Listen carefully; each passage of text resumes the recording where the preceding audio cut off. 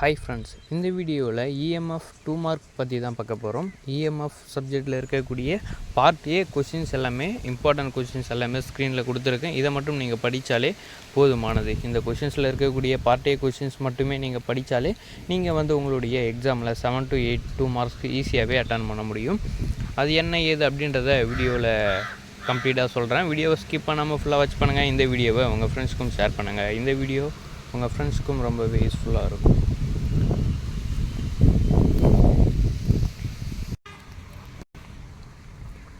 Okay friends, ஸ்க்ரீனில் கொடுத்துருக்க last 5 year EMF questions பேப்பரை நீங்கள் ஸ்க்ரீனில் பார்த்துட்டு இருப்பீங்க. இதில் இருக்கக்கூடிய 2 மார்க்ஸ் எல்லாமே நீங்கள் கம்பல்சரி படிச்சுக்கணும். அப்படி படிச்சிங்க அப்படின்னாக்கா உங்களுக்கு நடக்கக்கூடிய உங்களுடைய செமஸ்டர் எக்ஸாமில் உங்களுக்கு இதில் இருந்து 7 to 8 2 மார்க்ஸ் ஈஸியாகவே வந்துடும்.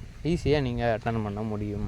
ஓகே ஃப்ரெண்ட்ஸ், நெக்ஸ்ட்டு பார்த்தோம் அப்படின்னாக்கா இந்த 5 இயர்ஸ்க்கான பிடிஎஃப் லிங்க் டிஸ்கிரிப்ஷனில் கொடுக்குறேன். தேவைப்பட்டுச்சு அப்படின்னாக்கா டவுன்லோட் பண்ணிக்கோங்க. இல்லை அப்படின்னாக்கா வீடியோலேயே ஸ்க்ரீனில் ஷோ ஆகும். இதை நீங்கள் பார்த்து ஸ்க்ரீன்ஷாட்டும் எடுத்துக்கலாம்.